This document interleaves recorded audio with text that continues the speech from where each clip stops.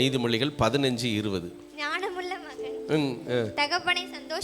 ஞானமுள்ள மகன் தகப்பனை சந்தோஷப்படுத்துகிறான். மதியற்ற மனுஷனோ தன் தாயை அலட்சியம் பண்ணுகிறான். ஒரு தகப்பனையும் தாயையும் சந்தோஷப்படுத்துற பிள்ளைகள் தான் ஞானமுள்ள பிள்ளைகள். 1 கொரிந்தியர் 3:19 வேகமா வாசிங்க. 1 கொரிந்தியர் 3:19. இவ்வுலகத்தின் ஞானம் தேவனுக்கு முன்பாக பைத்தியமாய் இருக்கிறது. போதும், பைத்தியமாய் இருக்கிறது. பாஸ்டர், என் பிள்ளை MBBS படிச்சிருக்கான், அது உனக்கு வேணா பெருமையா இருக்கும், ஆனா ஆண்டவருக்கு அது உலகத்தின் ஞானம் முக்கியமல்ல. குடும்பத்தை எப்படி நடத்த தெரியணுங்கிறது தான் ஞானம். ஒரு போட்டு ஒன்று ஒரு ஆற்றை கடந்துகிட்டு இருந்திருக்கு.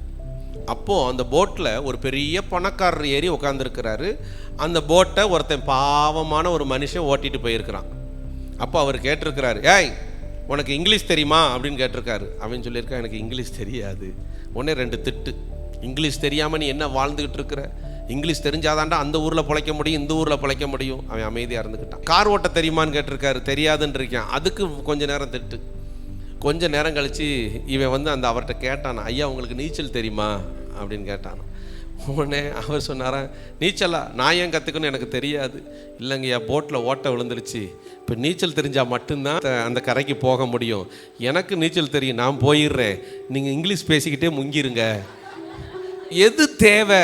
கர்த்தருக்கு பயந்து வாழ்வது தான் என் வாழ்க்கையில் அவசியம். நீ படிக்கிறியோ இல்லையோ, தேவனுக்கு பயப்படு.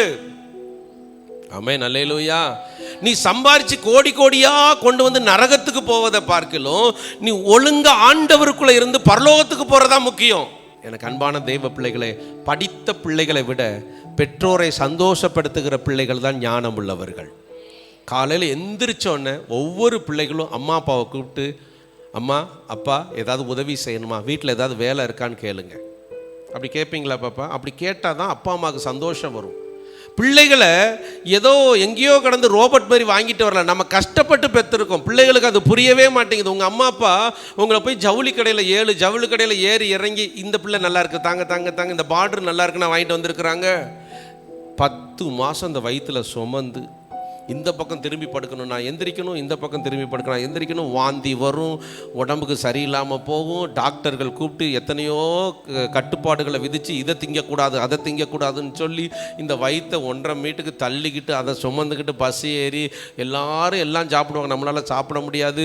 அப்புறம் அந்த ஆஸ்பத்திரியில் போய் வலி வரும் பார், அந்த அம்மா பிறந்ததுலேருந்து அப்படி கத்தியிருக்காது. அம்மா ஐயா ஆத்தான்னு கத்தி அதை முக்கி அதை பெற்று இல்லை ஆப்ரேஷன் பண்ணி அதுக்கப்புறம் 3 மாதம் கடந்து இந்த பிள்ளையை பெற்று எடுத்தா இதுக்கு காலை ஆட்டிக்கிட்டே நம்மகிட்ட பேசுங்க, ஏய் ஓரம்மாம்மா பேசாமல் உனக்கு ஒன்றும் தெரியாதுமா அப்படிங்க. இதெல்லாம் எவ்வளோ மதியினம் தெரியுமா? பிள்ளைகளுடைய வேலை பெற்றோரை சந்தோஷப்படுத்துவது. பெற்றோரை சந்தோஷப்படுத்தினா பிள்ளைகள் என்ன செய்யணும்? 1 மார்க் கொஸ்டின், பதில் சொல்லுங்க. யாருமே சொல்ல மாட்டேன், சிவா சொல்லு. பெற்றோரை சந்தோஷப்படுத்தினா பிள்ளைகள் என்ன செய்யணும்? கீழ்ப்படியணும். 2வது பெற்றோர்களான வேலைகளை செய்யணும். அம்மா அப்பாவை கொஞ்சம் கவனிக்கணும். அம்மா அப்பா வேலைக்கு போயிட்டு வந்த உடனே ஏதோ அம்மா அப்பா பார்க்கில் ஏசி ரூமில் சுற்றிட்டு வந்தது மாதிரி நல்லா ஜாலியாக ஊட்டிக்கும் கொடைக்கானலுக்கும் போயிட்டு வந்த மாதிரி, எனக்கு என்ன செய்யலையா அப்படி தான் கேட்குங்களே தவிர, ஏம்மா வேலைக்கு போயிட்டு வந்திருக்கீங்களா, அப்பா வேலைக்கு போயிட்டு வந்திருக்கீங்களா, ஏதாவது காஃபி குடிக்கிறீங்களா, டீ குடிக்கிறீங்களா, உட்காருங்க, பாவம் கஷ்டப்பட்டு வேலை பார்த்துருப்பீங்க, எப்படி வேலை பார்க்குறீங்க யோசித்து பாருங்கள். உங்கள் அம்மா அப்பா வேலை செய்கிறாங்களா, போய் ஒரு நாள் மறைஞ்சிருந்து போய் எட்டி பாருங்கள், அப்போ தெரியும் உங்கள் அப்பா அம்மாவுடைய அருமை. அங்கே போய் எவன்கிட்டயோ வசை வாங்கி யார்கிட்டயோ திட்டு வாங்கி அவங்க சம்பாரித்து உழைச்சி அந்த 2000 ரூபாய் கையில் வாங்கிட்டு வீட்டுக்கு வருவாங்க. பிள்ளைங்க ஈஸியாக சொல்லுங்கள், எப்பா 2500 ஃபீஸ் கட்டணும் அப்படின்னு சொல்லுவாங்க. உடனே அவர் அந்த 500 ரூபாய்க்கு நம்ம என்ன பண்ணுறதுன்னு தெரியாமல் யார்கிட்ட கேட்கலான்னு தெரியாமல் மனசுக்குள்ளே போட்டு உட்காந்துருப்பார். அப்போவே அந்த பிள்ளைக்கு அடுத்து வரும், எப்பா ஒரு நோட்டு ஒன்று வாங்கணும்பா. நோட்டாப்பா அப்படின்னு சொல்லி உட்காந்துருப்பார். கொஞ்சம் யோசித்து பாருங்க, பெற்றோர்கள் எவ்வளோ கஷ்டப்படுறாங்கங்கிறது பிள்ளைகளுக்கு தெரியவே மாட்டேங்குது. ஏன் தெரியலன்னா, பெற்றோர்கள் முட்டாளாக இருக்கிறாங்க. பெற்றோர்கள் என்ன முட்டாளாக இருக்கிறாங்கன்னா, பிள்ளைகள் கஷ்டப்படுறாங்கன்னே நினச்சிக்கிட்டு இருக்கிறாங்க. புரியுதா நான் சொல்கிறது? என் பிள்ளை கஷ்டப்படுது பாவம். சாயங்காலம் வந்த உடனே அது மண்வெட்டியை வச்சுட்டு வெட்டிட்டு ஸ்கூல்லேருந்து வர்ற மாதிரி சாயங்காலம் வந்தோடனே பாவம் உட்காருமா கை அமைக்கி கால் அமைக்கி. அப்பா அம்மாவுக்கு தெய்வ பிள்ளைகளே, பெற்றோர்கள் பிள்ளைகளிடத்துல கஷ்டத்தை சொல்லி வளர்க்கணும். பிள்ளைகள் பெற்றோரை சந்தோஷப்படுத்தினா உங்கள் வாழ்க்கை சந்தோஷமாக இருக்கும். ஒரே ஒரு விஷயம் சொல்கிறேன், நிறைய பேர் திருமணமானதுக்கப்புறம் கஷ்டப்படுறாங்க, நிறைய பேர் கல்யாணம் ஆகி பிள்ளைகளால் கஷ்டப்படுறாங்க. இதுக்கெல்லாம் என்ன காரணம் தெரியுமா? என்ன காரணம்? நீ என்ன விதைச்சியோ அதை அறுத்துக்கிட்டு இருக்க. ஆனால் அதுதான் காரணம் நிறைய பேருக்கு தெரிய மாட்டேங்குது. பாஸ்டர் ஜெபம் பண்ணுங்க, என் பிள்ளை என்னை எதிர்த்து பேசுகிறான், எனக்கு அடங்கவே மாட்டேங்கிறான். ஆண்டவர்கிட்ட ஜெபம் பண்ணுறோம். ஆண்டவரே எதுக்கு? உனக்கு ஒரு விஷயம் தெரியுமா? இவளே அவங்க அம்மாவுக்கு அடங்கலை. ஆண்டவர் சொல்கிறார், இவன் அவங்க அம்மாவுக்கு அடங்கலை, எதிர்த்து பேசியிருக்கா, திமிரா பேசியிருக்கா. அதனால அவன் மகன் வந்து என்ன செய்கிறான்? அவங்க மகன் வந்து திமிரா. எதை விதைத்தாயோ அதைத்தான் நீ அறுப்பாய். இதுக்கு பதில் ஒன்றுமே இல்லை. அப்போ நாம் என்ன செய்யணும்னா, நாம் நம்முடைய பெற்றோர்களை கனப்படுத்தணும். ஒரு ஆமென் சொல்லுங்க. அல்லேலூயா. யோபு 1:4-5. அவன் குமாரர் அவனவன் தன் நாளிலே தன் வீட்டிலே விருந்து செய்து தங்கள் 3 சகோதரிகளையும் தங்களோடு போஜனம் பண்ணும்படி அழைப்பார்கள். விருந்து செய்கிற அவரவருடைய நாள் முறை முடிகிற போது, விருந்து செய்து நாள் முடிகிற போது யோபு ஒருவேளை என் குமாரர் பாவம் செய்து தேவனை தங்கள் இருதயத்திலே தூஷித்திருப்பார்கள். அவங்க தூஷிச்சாங்கிறதெல்லாம் தெரியாது. ஆனா என் பிள்ளைகள் ஒருவேளை ஆண்டவரை தூஷிச்சிருப்பாங்களோ என்று சொல்லி அவர்களை அழைத்து அனுப்பி அவர்களை கூப்பிட்டு பரிசுத்தப்படுத்தி அதிகாலமே எழுந்து அவர்கள் எல்லாருடைய இலக்கத்தின்படியே சர்வாங்க தகன பலியை செலுத்துகிறான். இங்க இருக்கிற பெற்றோர்கள் யாராவது உங்க பிள்ளைகளை கூப்பிட்டு, அது சின்ன பிள்ளையா இருந்தாலும் பரவாயில்ல, 5ஆம் கிளாஸ் படிக்கிற பிள்ளையா இருந்தாலும் பரவாயில்ல, 6ஆம் கிளாஸ் படிக்கிற பிள்ளையா இருந்தாலும் பரவாயில்ல, ஏதாவது பாவம் செஞ்சிருப்பாடா, கர்த்தருக்கு விரோதமாக நீ பாவம் செஞ்சதுனால நம்ம வீட்டுக்கு நஷ்டம் வந்துருண்டா, நமக்கு குறை வந்துருண்டா, உன்னை நான் பரிசுத்தப்படுத்தணுண்டான்னு சொல்லி அந்த பிள்ளைக்காக ஜெபிச்சிருக்கிறீங்களா? இதுதான் ஞானம். அல்லேலூயா. பிள்ளைகள் எங்கே வேணாலும் மேய்ஞ்சிட்டு வரட்டும், எங்கே வேணாலும் சுற்றிட்டு வரட்டும், நீங்களே கண்டித்து திருத்த முடியாது. நல்லா புரிஞ்சுக்கோங்க. உங்களுக்கு பயப்பட மாட்டாங்க, உங்களால் கண்டித்து திருத்த முடியாது. கர்த்தரோட சேர்ந்தீங்கன்னா உங்கள் பிள்ளைகளை நல்வழிப்படுத்துவார். எங்கள் அப்பா அதை புரிஞ்சிருந்தார். என்னை எவ்வளவோ சொல்லி பார்ப்பார். அதுக்கு மேலே நான் உன்னை ஆண்டர்ட்ட ஒப்படைச்சிட்டேன்டான்னு போயிட்டே இருப்பார். நான் ஸ்கூலுக்கு போக மாட்டேன்னு சொன்னப்போ, மியூசிக் கிளாஸுக்கு போயிட்டு ஏமாற்றிட்டு வந்தப்போ, பைபிள் காலேஜுக்கு போய் சினிமா பார்த்துட்டு ரிட்டன் என்னை வீட்டுக்கு அனுப்புனப்போ, ஒவ்வொரு முறை, இது மட்டுமல்ல, இதை விட நிறைய விஷயங்கள் இருக்குது, ஒவ்வொரு முறையும் எங்கள் அப்பா என்னை கூப்பிட்டு ஒரு புத்தி சொல்லிவிட்டு, அன்போடு தான் சொல்வார், புத்தி சொல்லிவிட்டு உன்னை ஆண்டவர்கிட்ட ஒப்பு கொடுத்துட்டோம், அதுக்கு மேலே கர்த்தர் பார்த்து கொள்வார். நீங்கள் அவனை அந்த மவனை இந்த மவனைன்னு சொல்லி சொல்லிலாம் திருத்திடவே முடியாது. நீங்கள் ஒவ்வொரு நாளும் அவனை கர்த்தருக்குள்ளே பரிசுத்தப்படுத்த வேண்டும். யோபு தன் பிள்ளைகளை வரவழைப்பார்.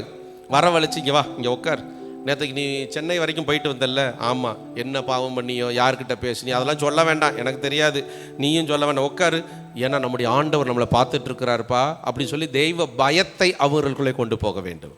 உங்கள் மேலே இருக்கிற பயத்தை அவங்களுக்குள்ளே கொண்டு போகக்கூடாது. ஒழுங்காலன்னா காலோட, அப்படி இல்லை, தெய்வீக பயத்தை.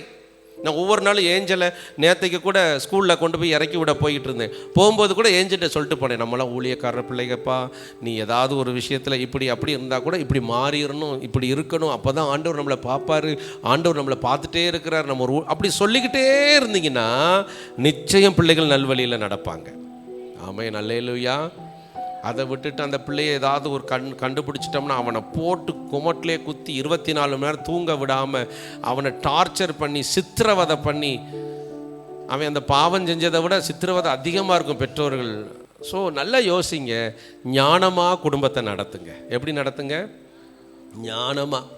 சாரிபாத் விதவை வீட்டுக்கு எலியா போனப்போ, போனோன்னு அடைய கேட்டிருந்தாருன்னா அந்த அம்மா கையில் என்ன இருந்துச்சு? அந்த அம்மா என்ன செஞ்சிட்டு இருந்துச்சு? விறகு பொறுக்கி வச்சிருந்துச்சு. ஒரு கட்டை எடுத்து ஒரு மண்டையில் ஒரு போடு போட்டிருக்கோம் கோபத்தில். ஏயா, நானே கொஞ்சோண்டி மாவு, நம்ம வீட்டில் கொஞ்சம் குறைவு வரும்போது நமக்கு என்ன வரும்? டென்ஷன் வரும். அதே மாதிரி தான் அந்த அம்மாவுக்கு டென்ஷனில் தான் இருந்திருக்கும், விறகு பொறுக்கிட்டு சாக போகிறோன்னு இருந்திருக்கும். இவர் போய் சாப்பாடு கேட்கணும் அந்த இடத்துல. அப்போ என்ன கேட்டார் இவர்? முதல்ல கொஞ்சம் குடிக்க தண்ணி கொண்டு வாமா.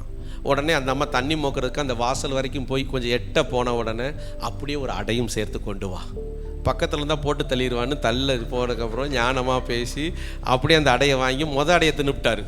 அந்த சின்ன பையன் கூட பார்த்துட்டே இருந்திருப்பான், சார் எனக்கு கிடைக்கல.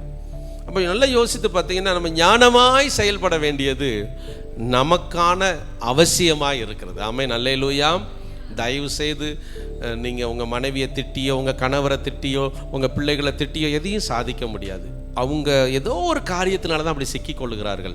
பாவத்திலே ஒருத்தங்க விழுந்தா கூட அவங்கள தட்டி கொடுத்து தான் தூக்கணும், திட்டி தூக்கிட முடியாது.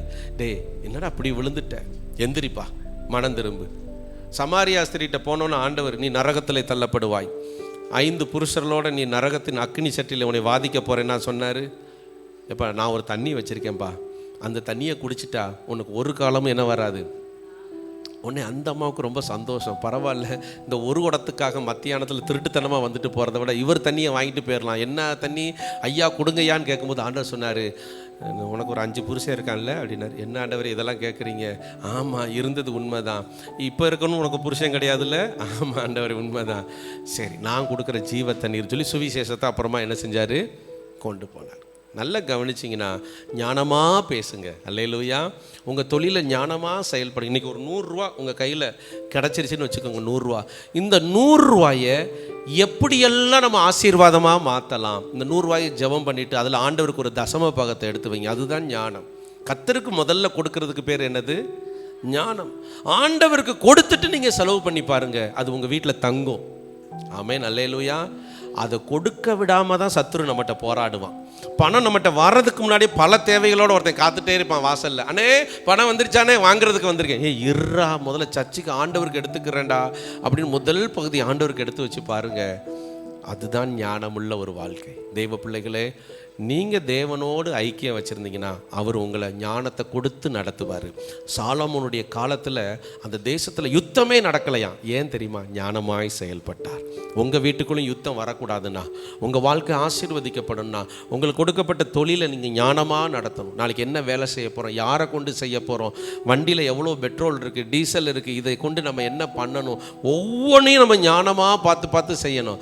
கர்த்தர் நம்ம கூடவே இருந்து காட்டி கொடுக்க மாட்டார். டேய் அங்கே படுறா, ஒரு பிளிப்பு தான் அடிக்குது பெட்ரோலில், அதனால பெட்ரோல் போட்டுறா அப்படின்னு ஆண்டவர் சொல்ல மாட்டார். அதுக்கு தான் பார்க்குறதுக்கு அங்கே முன்னாடி வச்சிருப்பார். ஸோ இதெல்லாம் நாம தான் என்ன செய்யணும்? கவனமாக கவனிக்கணும். முழங்கால் படிட்டு ஆண்டவருடைய சமூகத்தில், அப்பா எனக்கு ஞானத்தை கொடுங்கப்பான்னு கேட்குறீங்களா? நிச்சயம் கொடுப்பாரு. சமாதானமாக நீங்கள் குடும்பத்தை நடத்த போகிறீங்க.